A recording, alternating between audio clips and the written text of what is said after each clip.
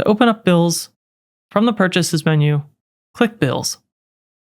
On the right side, click this green button to create a new bill. You have a few different options, but select New Bill. From here, the interface looks similar to the ones for invoices and quotes. In the top left, I'll add the contact that we've been using. Here you can mark the date and the due date. You can add a reference here if you'd like, and you can upload documents with this button here. On the far right, you can change your tax in this dropdown. And when you're ready, you can add some items. I'll add the test item 3 that we just created.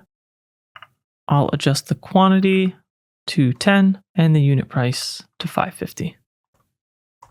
And then on the right, you can remove any lines you don't need by clicking these X's. Like the other areas in Xero, you can also add a note down below. And here, you could save, but you can also directly approve the bill in one step if you click this button here. Once it's approved, you'll see this banner, and you can also make a payment directly if you're ready. Otherwise, click back to go to Bills to Pay.